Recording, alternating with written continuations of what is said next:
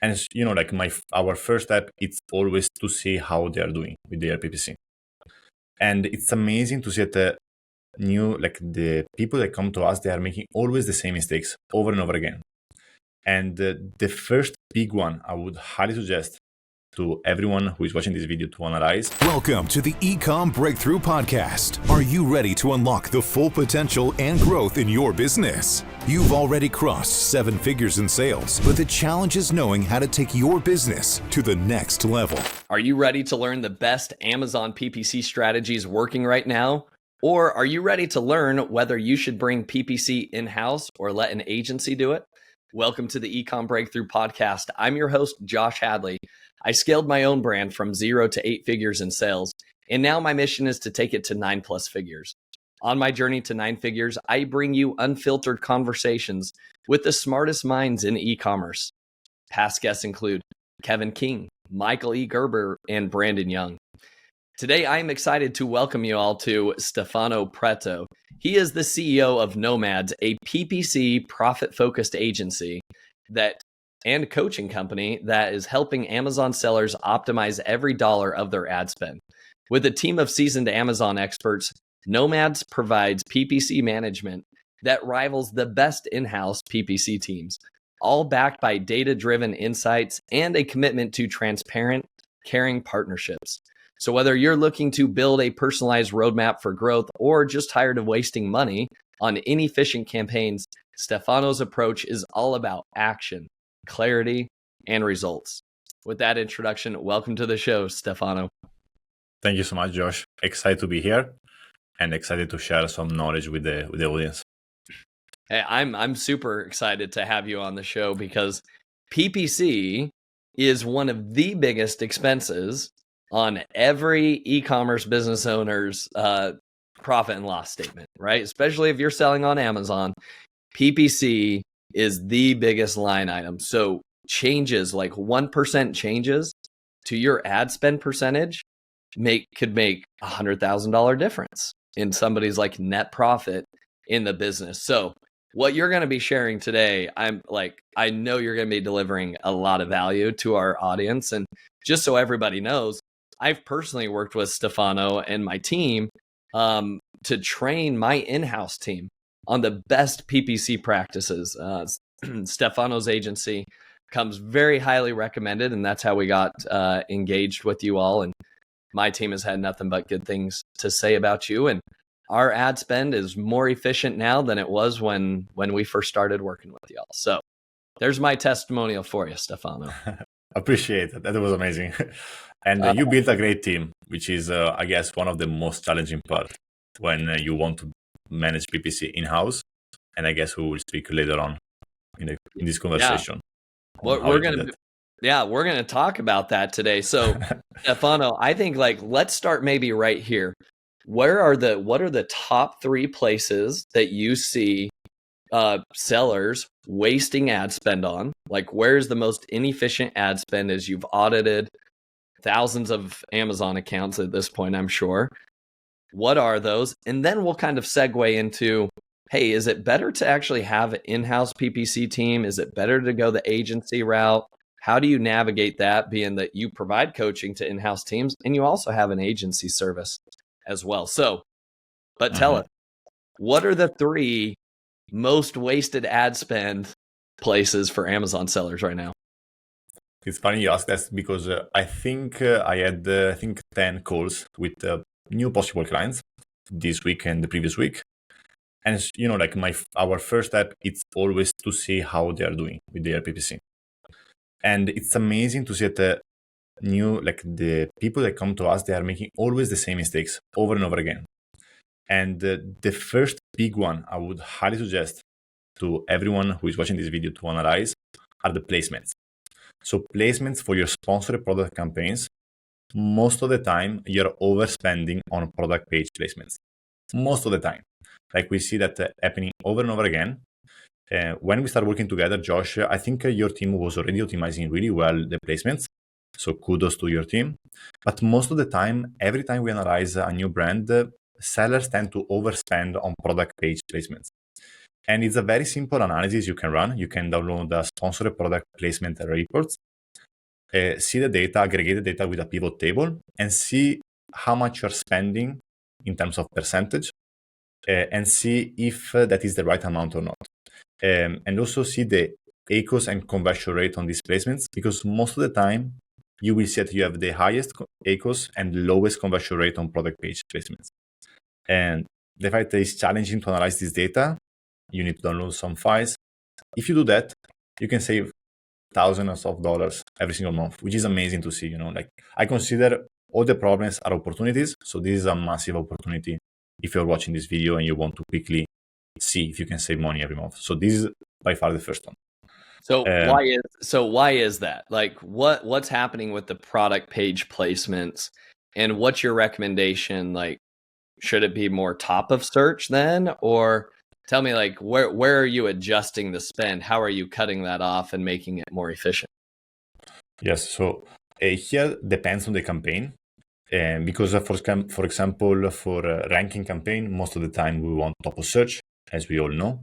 And but for example, if you go for discovery campaigns, so phrase match, broad match, automatic campaigns, most of the time you will see that the rest of search is the one performing the best. Overall, for most of our clients, it's very unlikely that we see that the product page is performing really well. So overall, across, I would say 80% of the brands that we audit and we manage, most of them are not performing in product pages. So I would highly suggest to redirect the budget to rest of search or top of search based on the goal of the campaign. And let's say we are aiming for profitability. Let's aim for example, for rest of search, and let's control the bid. So that is how I would manage that. Again, depends on the type of the campaign. As you know, Josh, you have hundreds of campaigns in the account. And so some of them, they are trying to aim for top of search. Some of them are trying to aim for rest of search. But overall, like, I think by starting as a high level view, and then you go deep in the data and you see what is the problem and you fix that, if it makes sense. Love it. Yeah. So immediate next steps is obviously have a purpose behind every campaign, number one. But number two, like, focus on the goals of those campaigns. So if it's a ranking campaign, boost up the top of search, remove the product page placements, or push the budget towards the rest of search placement. Right. So awesome. Love a good actionable tip there. So that's number Super. one. What else? The second one I would say is a campaign and budget allocation. So as you know, like on Amazon, there is automatic campaigns, manual campaigns, sponsored brand video, sponsored display. And I was actually speaking with a company from the UK, like right before this call. They're spending around $200K a month, and 20% of their total ad spend was going to sponsor display VCPM campaigns, so audiences. And that is painful for me to see when I see these things, because it means that we are not thinking strategically on how we are allocating the ad spend. For example, let's say that you are aiming for profitability. It doesn't make sense to go too much top of funnel. It's better to stay on the bottom of the funnel, so sponsored product, manual campaigns, and automatic campaigns. And what we recommend most of the time is that you want to have at least 80% of the ad spend on sponsored products, and the remaining you can split between a sponsored brand video, sponsored brand, and sponsored display. But for most brands, there are very few cases where a sponsored brand video, and sponsored display are bringing the most of the ad spend. But overall, we highly suggest to focus on sponsored products and analyze this percentage of ad spend and see if we are allocating the budget correctly. Because in the end, I like what Alex Hormozi is always saying. In the end, our job as entrepreneurs is to allocate resources correctly. And PPC ad spend, in the end, is just a resource that we have. It's money. And we want to allocate that correctly to maximize the return. And I like that. I feel like it's very strategic. For example, for your brand, Josh, like most of the spend is going to sponsor manual campaign and automatic campaigns. We like that. And we are very profitable, and we have lots of SKUs as well. So I think that is something I would highly suggest to analyze in your account, and making sure you're not overspending on top of search too much, especially if the goal is profitability. Yeah, I think that's such an important point that you bring up, because I think there is a lot of confusion with people, and Amazon's trying to push more top of the funnel like ads because they've frankly maxed out, it seems like, and there's probably more that they'll squeeze out, but they've maxed out their ad placements on their search pages. 100%. And so they're like, how do we make more money? We're going to get these sellers to go spend more money off network. That's why they created that kind of like, I guess, the integration or partnership with Pinterest. And then they're creating another partnership with Netflix. And they're just like, they're creating more ways to just say like, how can we spend more of your money Exactly. for just awareness? So those campaigns do have a place, like they truly do. But your business needs to be arguably a much bigger brand. I would say you're easily over 8 figures and you're on your path to 9 figures. And if that's part of your goal, then yes, like brand awareness campaigns at a high level, kind of like TV ads, like it's not driving a direct conversion, but you are believing that like, hey, it's going to create more brand awareness. People are going to search for us. We're going to be able to remarket to them. And naturally, like the brand will continue to grow. But if you're a seller going from 7 to 8 figures and even early 8 figures, like it's probably not the place. Like just be profitable, be as profitable as you can. And so you're right. So I think the action item here is like, be aware of like what campaigns you're running, whether they are bottom of the funnel, like on Amazon. And I would say like bottom of the funnel on Amazon would just be like anything that's like a search result type of page, right? Or stealing it from your competitor's page as well, right? Is still bottom of the funnel.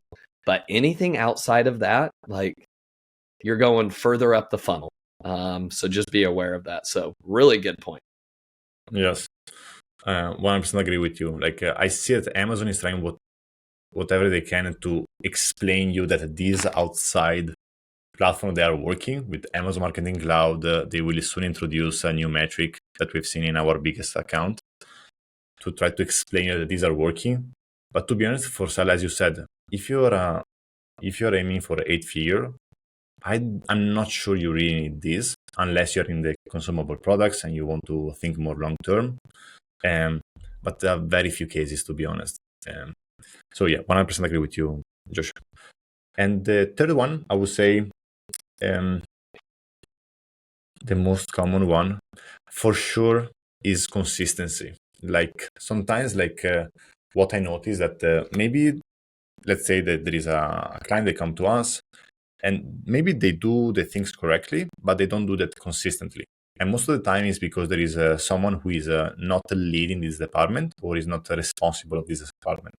So maybe the founder is jumping on the PPC once a week or maybe once every 2 weeks. They fix a few things. And in 2 weeks' time, they forget what they need to do. So they try to come back, they change a few other things. So there is a lack of consistency. One example is a search term coverage.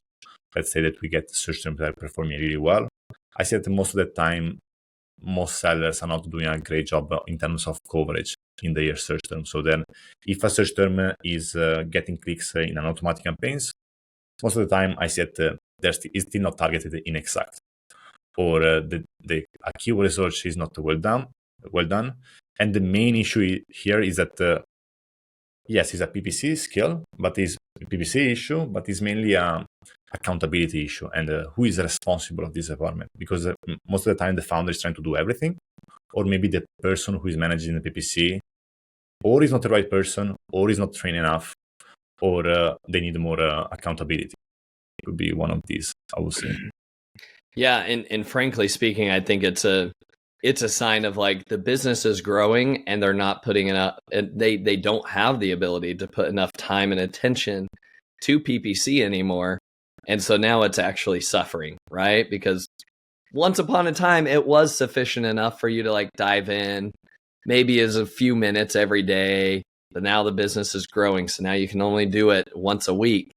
But now that like you're losing a lot of efficiency with that, which I think, Stefano, this is a great segue into like how brands should grow their PPC team. And I think what's so unique about the service that you offer is that, you know, you do coaching for those that want to bring this in-house, but you also offer it as like a standalone agency service that like you can help brands with. So Stefano, I think you even have slides prepared for this, but like I'd be curious, like how do you see it from your perspective, knowing that you cater to both sides with all the brands that you've worked with? What are your recommendations to help sellers determine when they should outsource PPC to an agency versus when they should bring it in-house? Okay, great question. So we created this offer like I think 2 years ago, and the main reason is that I was reading some books and said you always need to do what's best for the customer, and so I was keep speaking with our clients, and some of them they didn't want to have an agency. It was clear for me that they didn't want an agency. So I said, okay, but why are we always trying to pitch the agency? Like if I was a seller, and I was a seller in the past, but if I was a seller today, most likely I don't want an agency for my PPC because I'm a very analytical. I know how to hire people, and I know how to keep them accountable, and I want control. So since I'm this kind of person, I want to keep it in-house. On the other side, let's say that I'm a company that's growing really fast. I don't have the time to manage PPC in-house. I don't have the time to hire someone, and I actually don't want to hire someone. And I see that he's working with an agency, and I want to keep working with the agency. In that case, an agency can work. So I think like it depends on the person, and that is what I will explain during my short presentation. Is that I truly believe that it depends on the business owner and what they want to achieve. If we have a client that is funny, they're doing around 1 million, 1.5 million a month. He's alone, so he's managing everything. He's working a few hours every day. And he said, I don't want to hire anyone, I want to spend my time with my family. And so I hire an agency to take care of this because he knows what he wants to achieve. I feel like that is, if you understand what you want to achieve, I think it's much easier to understand what is the best solution for you. I will share a framework in my presentation, but this is how I see. How do you see that, Josh? What do you think from your side? Yeah, I think that from my perspective and my recommendation for anybody is that as you're first getting started, we started with an agency. It got to a point, I was the one managing PPC. And within a year, I was like, no, like I used to be able to do this once a day. Now it's down to weekly. And now Amazon's just getting more and more complicated. So like now I'm starting to lose touch. So we hired an agency. But like you had said, like we wanted more control. We wanted more control of like where the brand is going in the future to get to grow to 9 figures. And so we said like, it is worth bringing this in-house. But like, so an agency was part of our stepping stone. Alex Hormozi has a great analogy with this, I think a great framework that he talks about, which is he will work with agencies, but when he works with an agency, he goes in and says like, we will work with you, but here's the team member that I want to eventually oversee this. Are you okay with them training you or training this person with your processes so that eventually like we're not a long-term client, but you're training them at the same time? So that is definitely my recommendation. Like if you work with an agency, and that's what I think makes you unique. Like I could easily come to you, Stefano, and be like, hey, I need help, but like I need you to help me for like 6 months to a year, but I'm going to hire somebody and I want them like riding along with your team, teach them, train them so that we can build this in-house. It's not every agency is going to offer that, but like you can find them, and then it's a win-win situation, I think, for both brands. So that's my recommendation that I give to anybody that's like with that internal debate. I love that. Yeah, and it's funny that you said this journey, because this is exactly what one of our clients did, and it was amazing to see how happy they were after they finished the program and after they moved from the agency into in-house, because they were able to manage the PPC themselves, so they had the knowledge to do it themselves. And for me, that is amazing to see, because most of the time for the agency, it looks like it's a black box. We try to not do like that. We try to be as transparent as possible with our clients. But it's amazing to transfer the knowledge to our clients and to their team in-house. And at an event last 2 weeks ago, one of our clients from the training program, he told us that we changed his life. That is not something that I hear many times. So yeah, I love this transition. I think doing that kind of transition from agency first and move it in-house if you want control, I think makes 100% sense. Yeah. I love it. Well, walk me through your framework then that you guide people through. So let me share my screen. Okay. So those of you listening to the podcast, if you want to see the framework that Stefano is going to be sharing here, make sure you come check us out on YouTube, Ecomm Breakthrough on YouTube, and subscribe to the YouTube channel while you're there. Exactly. Okay, so here we are. So this is the framework I would like to share with you. And this is based on revenue and technical skills and how much control you want. So as Josh said before, when you're below 500K a year, roughly, this is what we see usually. We suggest to do it yourself, or maybe with an agency, or maybe with a virtual assistant in-house to give them some SOPs. But when you're below 500K, most of the time you don't have the resources to hire someone in-house with, let's say, with high technical skills. So most of the time, what ends up doing, you start to manage it yourself.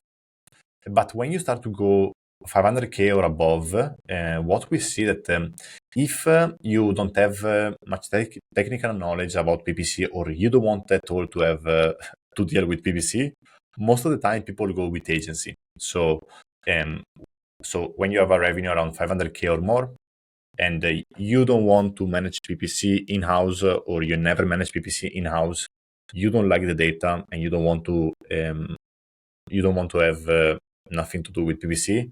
Most of the time, what we see that people go through agencies. But when people, even at 500K or more in yearly revenue, and if they have already quite a lot of knowledge on PPC, and usually this happens because to scale to 500K or more, let's say 7 figures, most of the time you need PPC knowledge. As you said, Josh, you started by doing PPC yourself, so you had PPC knowledge. You went through the agency to learn from the agency, and then you brought it in-house. And what we see that when you go above 5 million, most of the time we always suggest to go in-house if you want to have control, and if you like the PPC side, and also if you feel like the agency cannot give you the support you need. For example, let's take your example, Josh. You have a massive catalog, very challenging for an agency to manage. But if you build a team in-house, much easier to stay on top of everything. On the other side, let's say that you have multiple brands, and you are scaling fast, and you just want to take you don't want to control PPC in-house for now. Maybe hiring an agency for now could be a good idea, and later on move it in-house. Again, this also depends on the pricing side of the agency, obviously, since that has a weight. But overall, this is what we suggest. So when you're small, do it yourself, or maybe have someone on your team helping you. When start to go above 500K, we will suggest maybe hiring an agency or keep it in-house, but maybe start to hire someone. And when you go above 5 million, most of the time in-house or agency, if you feel like is not the bottleneck of the business and you don't want to deal with that. So this is the framework we like to use also for us to understand what's the best for the client during a conversation with them. Yeah, I love this framework. And I think this is I would agree 100% with everything that you just recommended there. And I like that revenue threshold. I think above 5 million, I think is really good. But at that point, Stefano, the skill set that is needed to do in-house, it requires you got to be able to hire. You also need to be able to manage. So I think that's the other big component here is look, if you're just thinking hey, this is just lifestyle business, I don't want to have direct reports, I don't want to have to keep people accountable, that would be the argument for just maintaining it with an agency. However, both you and I, Stefano, are on the exact same page where it's like, I want more control. I know how to hire team members. I know how to keep them accountable. I enjoy that like operating system structure that we can implement in our business, because here's what I believe. I believe that your team can be your greatest competitive advantage on the marketplace. Okay. And this is something that nobody else is talking about right now.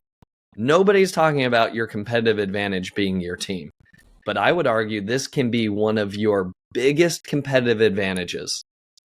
Because if you can have a team that eats, sleeps, and breathes Amazon and PPC optimizations and just every hack and opportunity that we can take advantage of on Amazon, if you can do that, then you will beat your competition. Yes, you need to have the basics of having a differentiated product. That's a given. Yes, you need to have good creative like marketing, so good main images and good bullet points and secondary images, like that's a given. But I think to build a brand that's going to last for the next 5 to 10 years, your core competency has to be building a team.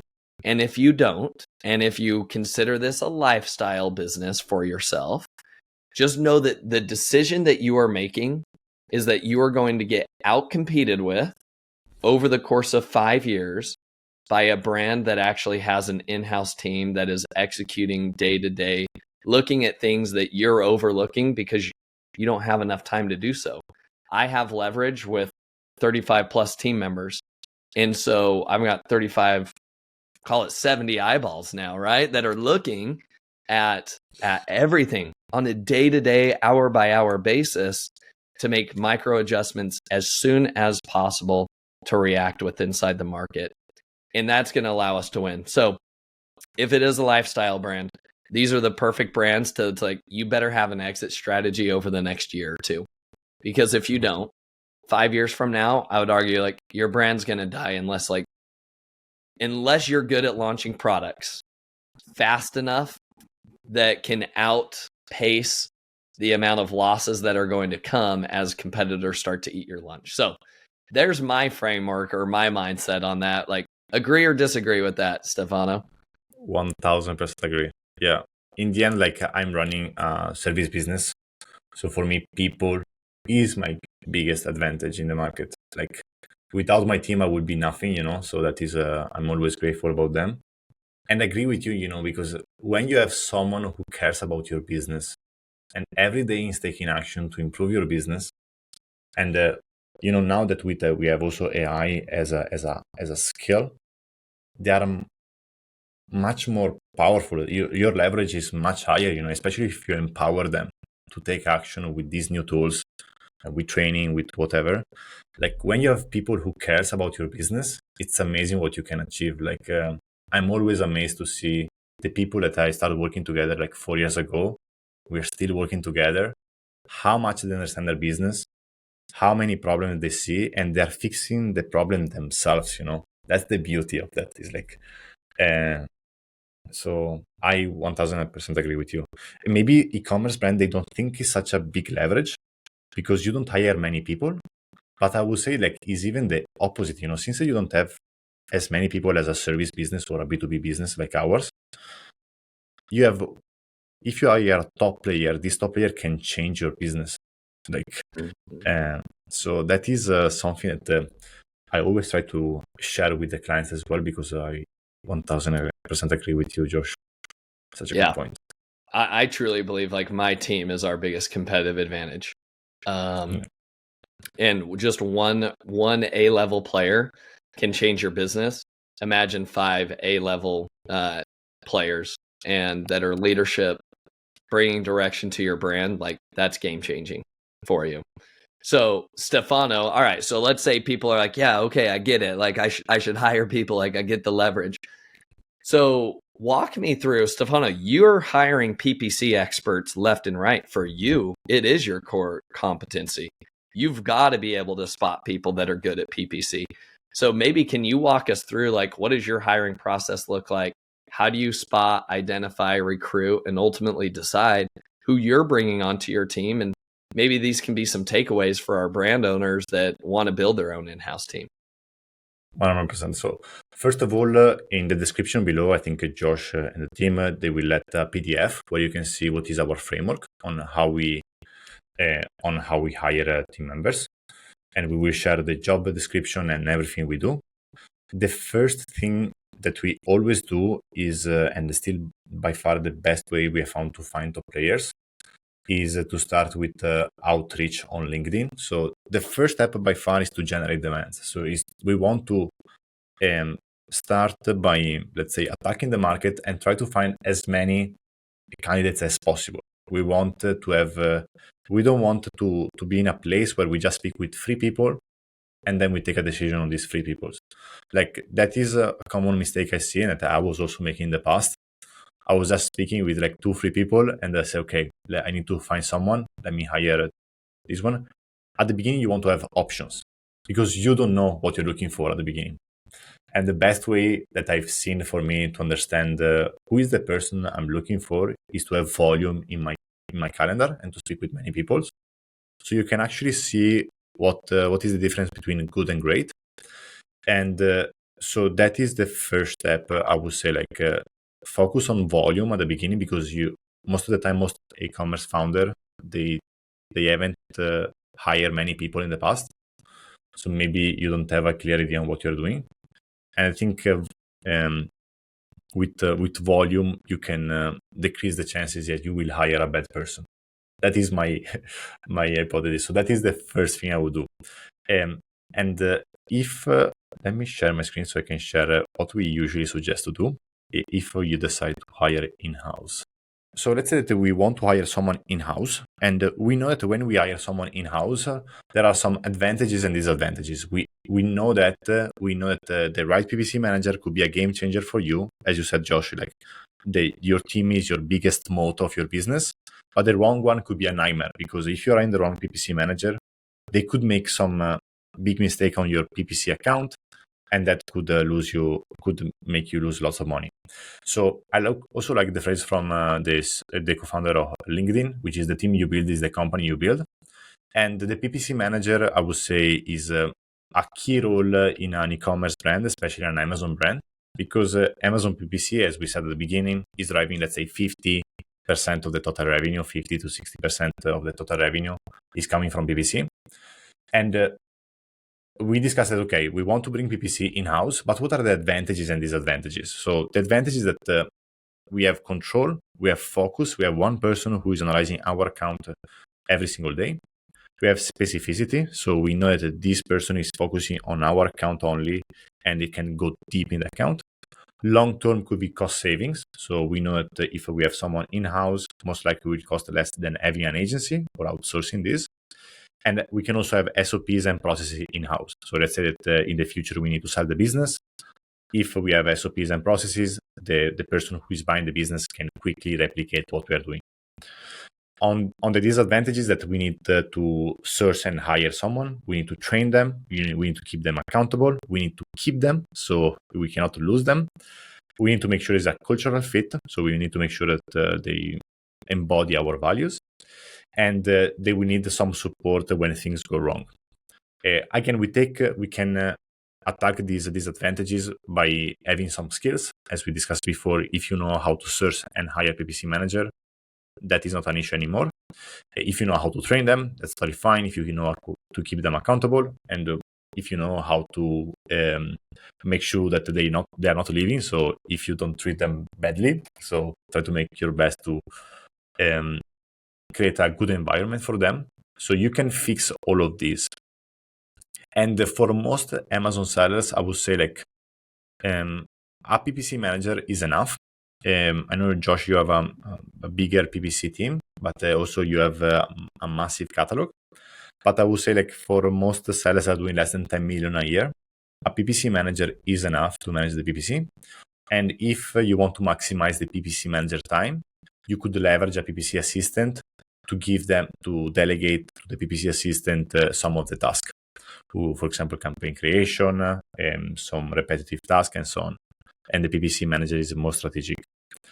I don't know, Josh, if you agree on having I don't know at the beginning when you hire your first PPC manager, if your idea was to hire multiple PPC manager or was just to hire one. I'm curious, what was your journey at the beginning?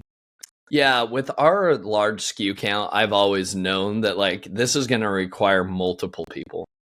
Yeah. But I wanted to hire somebody at the beginning that I knew had the leadership potential to grow into be a leader that could oversee the entire account, but they need other team members that will sit underneath them and report up to them.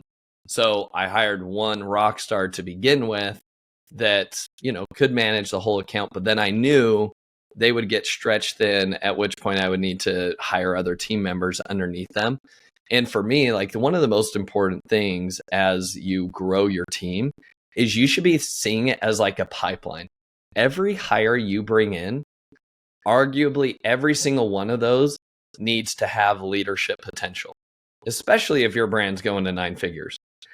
Because the worst thing that you can do is hire somebody that is the perfect fit for the job right now, but only that, right? It's like, hey, they're good at this. I think they could plug the hole right here, but I think there's limited upside, right? Like they're probably not going to be a great leader, but they can plug this hole for me right now. If you choose to do that, know that you are stacking management debt in your business. So there's always financial debt, or there's also knowledge debt, right? You don't know what you don't know. And then there's also management debt within a business. So you are stacking management debt if you're like, I just need the cheapest person over somewhere, outsource it, $4 an hour, $5 an hour. That's a massive win. I laugh at that to most brand owners that say they're patting themselves on the back for getting somebody at $4 an hour. And I say, oh, I want leaders, and I'm willing to pay for leaders that are above market average. But because of that, they can rise and grow with the business. They're not just filling an immediate hole in the business. So I think that's my recommendation, Stefano, is like, as you start and you have bigger aspirations for your brand to grow, make sure you hire, like, your first person needs to be like, they're almost better than the current role that you're giving them, so to speak. Does that make sense? Yeah, I like that. And that is what I'm also trying to do for my own business. Like, if I look back, in the end, like the first few hires, and the PPC manager most of the time is one of your first hires because you are dedicating lots of time on the PPC, is so important. And after they scale with you, they grow with you, they understand your brand, they can take over more tasks from you. You can focus on other part of the business. So I agree with you. Like, that is sometimes what annoys me as well. Like, especially on the PPC side, you cannot aim for just someone who can follow some SOPs. You don't want that. Like, I don't feel like that is the solution to your problem. You want someone with critical thinking, what we call a level 3, which is a problem solver or more. We'll share in a second this framework. But I 100% agree with you. Like, I don't like who. I was speaking with another client, like another seller who wants to work with us. And yeah, so I asked him how much you are paying your PPC manager. And I was shocked, like, because it was so low that I said, how do you expect, so that they can perform and they can keep growing your brand? Is like, and he was shocked when I told him how much we usually pay. And so I 100% agree with you. Like, you cannot overpay for a top talent. That is what I like to say. Yeah. And so as you pull that up, here's the other important thing I think people need to know. They are managing your biggest expense line item in the business. So why outsource that to like the cheapest rate possible, right? Like, I'm always like, okay, it's great. If you can find somebody that's maybe undervalued, but has massive potential. Okay.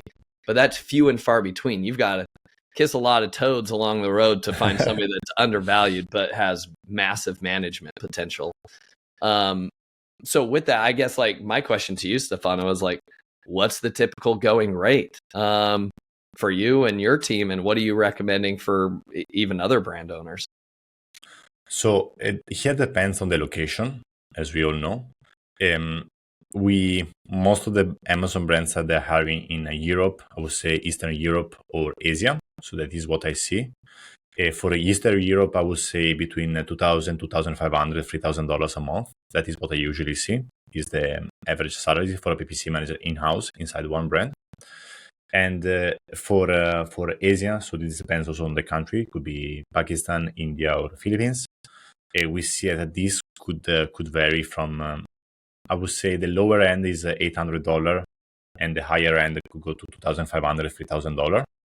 And so this is what we see overall. Like this is the range. Does it look good to you, Josh? I know you hire quite a few people as well. Yeah, I mean, it definitely, like, we're in the ballpark, right? With that. And then you're right. I think the key thing is, like, do you have different levels in your business, right? Because the key aspect would be this. Do you have, like, you need to be able to hire junior people, but only after you have your senior leader in place. So then you could, like, all right, I'm going to take a bet on this person. Maybe they're starting at like a lower level, but have bigger upside. So you're right. It depends on the countries. It depends on the level that you're bringing them in at. But if you're looking for a rock star, like, I would always argue, like, take a look at that and add an extra $1,000 or so, right? If you want, like, and Alex Hormozi talks about this as well. Again, I take from this playbook. It's like, do you want the best talent in your business? This is the biggest leverage point. So why not pay them above market average? I agree. Yes. As you said, depends on the seniority, depends on also how much they can help you, how much you need to train them, how much you believe they can grow in your business. And so there are different factors. And I think here it would be great if I share this framework that I found it really useful when hiring people, that I stole from My First Million podcast, and I forgot the name of the host, but it's the triangle of talents, they call it. And I would say, like, it's pretty useful to understand when you speak with a PPC manager what you're looking for. So they define as each person inside an organization as a level. So we have level 1 that even if you tell them what to do, they rarely do it, so they're not reliable. The level 2 is that you tell them what to do and how to do it and when to do it, and they will get it done. So this is, let's say, it's a VA, someone you can delegate admin stuff. So great for these kind of roles. And then we have level 3, level 4, level 5. Obviously, the higher the level, the more we will need to pay them, the more impact we need to give, and the more impact they will have on the business. And usually, the higher the level, the more freedom and trust you need to give them. And what we like to suggest for a PPC manager is that you want to have at least a level 3 with the potential, as you said before, Josh, to go to level 5. So with the potential to be a superstar in your business. And you want to have at least on the PPC side someone who is a problem solver. So they know you need to tell them what to do, but they are able to figure it out the rest of the details. Especially on the PPC side, you don't want to have someone you need to explain how to create campaigns or how to change the bids. Like, you want someone who can figure it out. Like, that is what I like to say. Like, someone who can take ownership of the platform. And if you tell them what to do, they were able to do it. At least that level. On a level above is the system thinker, where you tell them the problem, they set up the system to figure it out. So people, processes, and they will be able to fix the problem. So the idea is that here you're still the one telling them what is wrong in the account, but they will be able to set up some system to make sure the problem is not happening anymore.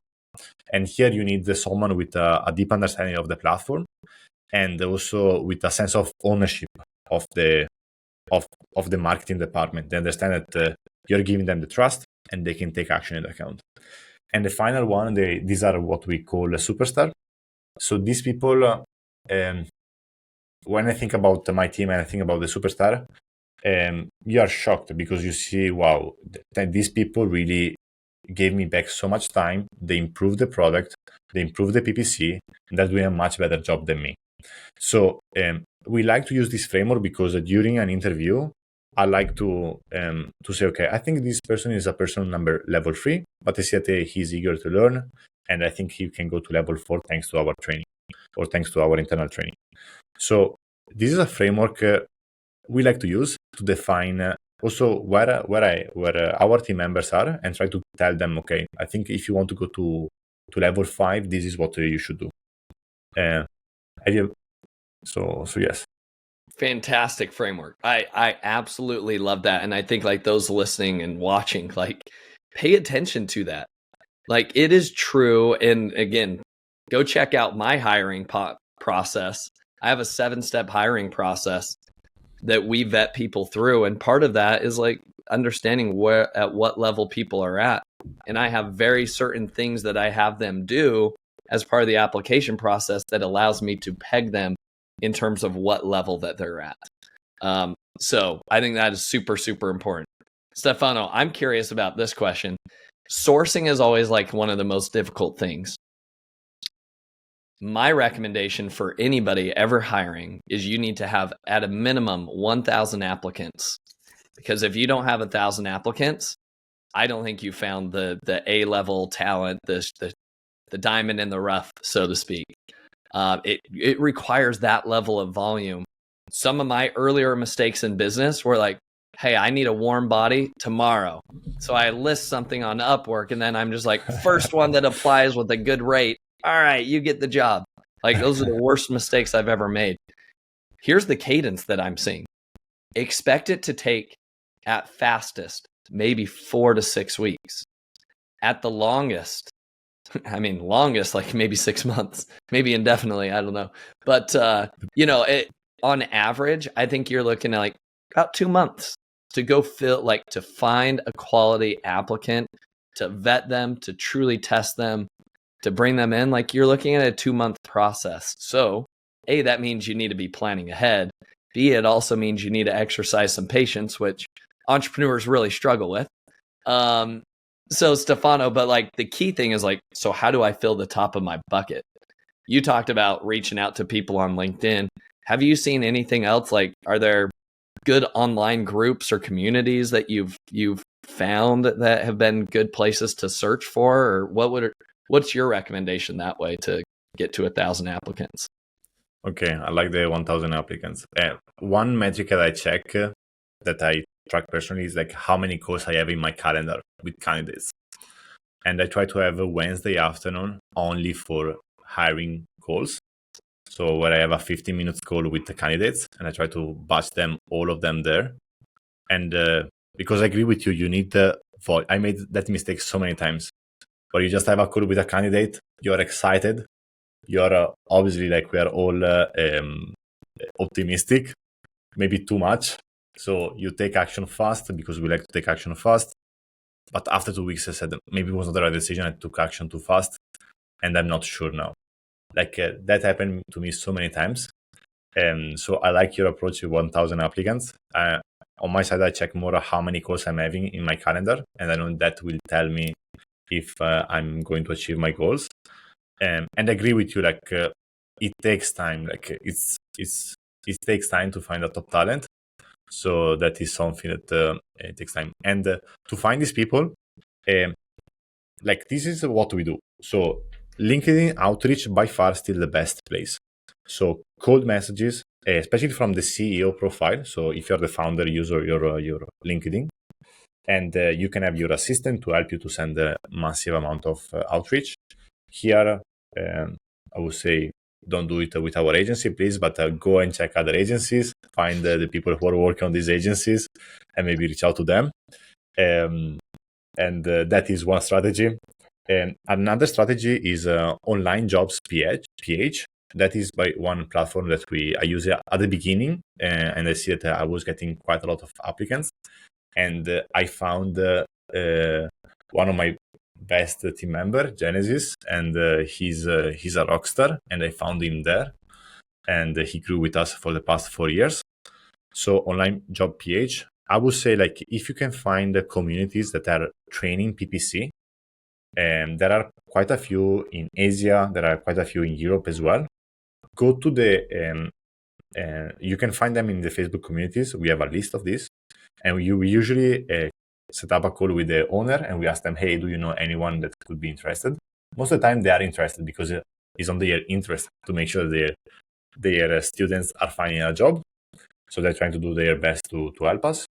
The other one is agencies. I know that there are some agencies that are helping you to only if you hire a PPC manager and you find a good one and you will need to pay. I actually never use them, but I heard really good things from our clients. They use them, some of them. So these three are the top. I use a bit of Upwork, but I never found great success there, to be honest with you, Josh. I don't know what is your experience with Upwork, but I always struggle on that platform. So these, I would say, like these are the top two that we use. So outreach, communities, reach out to the owners of the communities. And another big one is referrals. Like we give a good amount to our team members if they know someone else, and if they refer us someone else. So that is what we've seen is working the best. Love it. Yeah, I think those are great recommendations.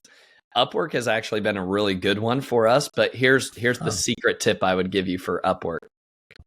You don't want people that have been on Upwork for a long time that have a long, like, high reviews. They've made a lot of money on Upwork. You don't want those guys. What you're looking for, and you can do this, it's called rising talent. Select, I only want to look at rising talent, which means they're new to the platform, which means this. They're either leaving some other job and they're trying their hand at this whole gig, work, contract work thing. So what we do is we find them, identify them, and then pull them off. So they never actually begin an actual like true Upwork profile and never really actually start working there, so that now they're just with us. And we spot really good talent that way, but we do not go through the proclaimed PPC experts that have thousands of reviews on Upwork. Yeah, no trust. Yeah. And it's funny you say that because my first client, actually, I found it on Upwork, and I was without any reviews. So I was one of these guys, at the beginning, and they found me on Upwork. Interesting. So that's funny. Love it. I love that. All right, Stefano, this has been awesome. I love to leave the audience with 3 actionable takeaways from every episode. Here are the 3 actionable takeaways. You let me know if I'm missing something. Number 1, I would say your actionable takeaway is understand the importance of PPC in your business and put enough resources behind it to actually show that you care and you understand the importance and gravity of it. For anybody selling on the Amazon platform, Amazon ads will and continues to be the biggest line item and expense. So don't put your worst team members over there. Don't put your cheapest team members over there. And also don't neglect it.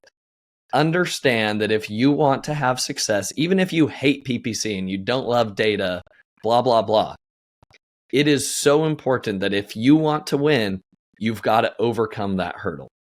And in the game of business, it's all about just conquering different levels of the game, right? And so one of those hurdles you have to conquer if you're going to have success on Amazon is PPC. And it's got to be a core competency in your business. So that's action item number 1. Get that mindset straight.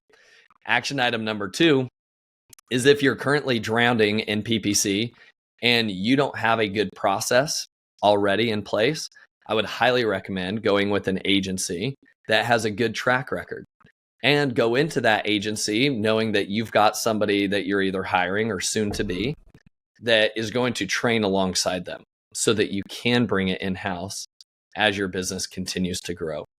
And then my third and final action item is make hiring a core competency of your business, because no matter if it's PPC, if it's supply chain sourcing, FBA fee optimization, right? Could be new product development. If you bring in rock stars to those areas of your business, it can literally be game changing and allow you to build a massive moat around all of the overseas brands that are trying to knock you off. And the only game that they know how to play is just, hey, how low can my price be? Those brands are not going to survive. The low cost brands never stay alive long. And so your job is to maintain a moat of really, really good talent. And that also allows you to command a premium price in the market. That also allows you, guess what that allows you to do? With higher profitability, go hire even better A players. With better A players, it allows you to do bigger and better things to grow your brand, to actually become a significant player in the marketplace. That's how brands are becoming 9-figure plus brands. That's how brands are exiting for billions of dollars. That's the playbook. Stefano, what else am I missing? That was amazing. That was amazing. I would maybe add one thing. It's like, I know that most of the listeners, like, we are all biased to action, mainly founders and entrepreneurs. Like, we want to take action fast, but I made this mistake so many times. And on the hiring side, I would take things slowly.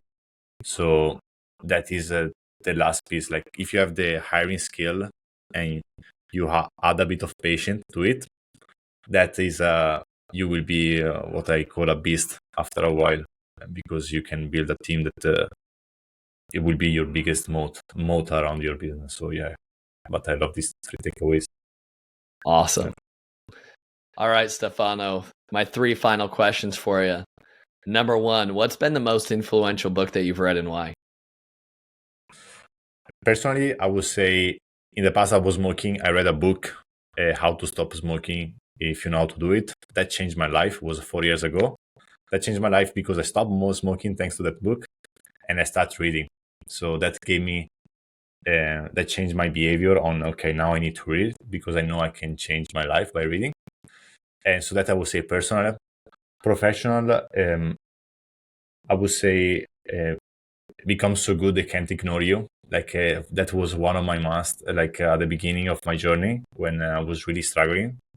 And they said, I really need to improve myself. I need to get better. And that was a really good one for me. So be so good they can't ignore you. I really like that book. Awesome. Great recommendations. What's your favorite AI tool that you've been using? And if it's ChatGPT, what's your favorite prompt? Right now, internally, we are using a lot of Manus AI to develop first MVP. Highly suggest to test this tool. It's so powerful. And when we create a simple MVP with Manus, for example, let's say we want to create a Chrome extension to simplify a process.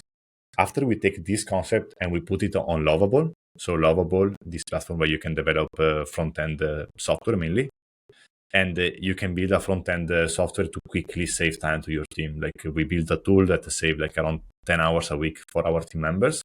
For us, it was massive. So if you combine tools together, you can really build cool stuff. So highly suggest Manus AI and Lovable. Yeah, that's a great recommendation. All right, final question. Who is somebody that you admire or respect the most in the e-commerce space that other people should be following, and why? I say by when I started my journey, like to learn PPC the most, there was this person that no one was watching. I was watching all his YouTube videos. He had like 20 views on YouTube, and it was from Adriel, Dr. Ellis, and he's really knowledgeable, but he's not really into social media. So if you go under Adriel, Dr. Ellis, he is really good, and he really knows his stuff, and highly suggest to check him out. Awesome. Great recommendation as well. Stefano, this has been a lot of fun. I think you have some other info to share with the audience.